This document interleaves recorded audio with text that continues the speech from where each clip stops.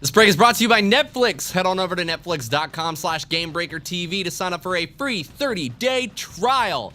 All right, guys. We all know that EVE players are some of the most unique and craziest of people when it comes to finding ways to play a game, and they've done it again. Here with me to talk about this is GameBreaker writer Jason Winter. Jason, what are EVE players up to now? They are making 5 trillion ISK, and I did put my pinky to my face in pure fashion. I'll do it for you. I'll do it for you. Okay, 5 trillion ISK. All right. Got it? 5 trillion ISK? 5 How? trillion. Well, apparently when the Inferno expansion went live recently, and included faction warfare, where you could gain loyalty points for attacking other faction ships and destroying their cargo. But there was a little itty-bitty error, gave you credit for cargo that survived, so 5 players got together and started destroying their own ships, claiming the cargo, getting these loyalty points, and doing this over. I don't understand exactly how the dynamics of all the market and buying and selling and owning in this line or whatever works, but it led to them racking up about 5 trillion ISK in profit.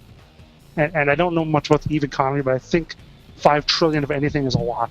So, pretty much what you're saying is, by killing my own ships, I could have become a trillionaire. It's like insurance fraud, but better. Yeah. All right, so that being said, obviously, players aren't supposed to be able to accumulate 5 trillion ISK this way. What is CCP doing about this? Are they doing anything? Are they going to send out a punishment? Are they going to take away the money? Do we know anything that CCP is doing?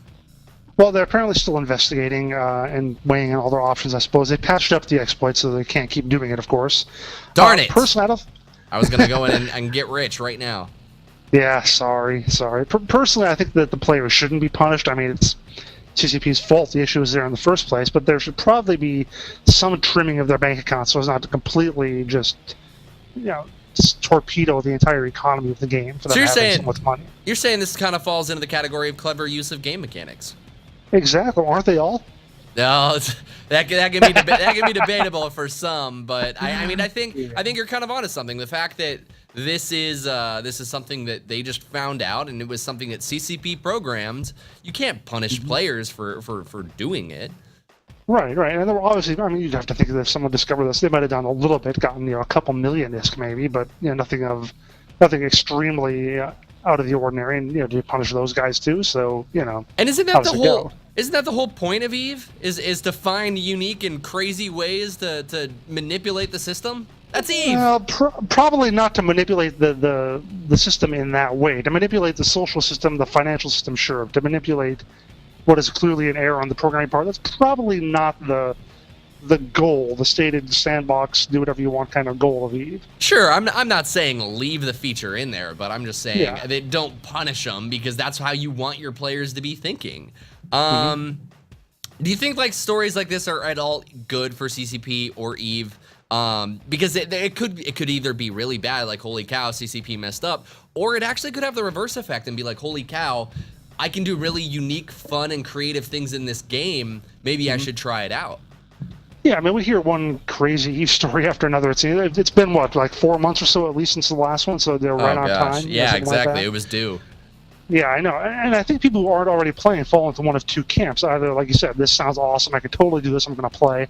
Or this sounds scary, these guys are way out of my league, I'm never going to play because I can never do this. I personally feel intrigued by it, but I know I couldn't devote the time and energy to becoming a major player, to doing all this stuff. I'd probably just wind up being, shark food in low-sec space. I mean, I definitely don't think... I think stories like this aren't newbie-friendly. I guess if I were like the EVE marketing team, I'd want to find stories of people who can have fun in the game without exploiting or without building, dominating mega super corps or spending 12 hours a day on spreadsheets, et cetera, et cetera.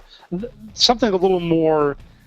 Better stories geared toward new players might be the sort of thing that actually encourage new players to join. Sure.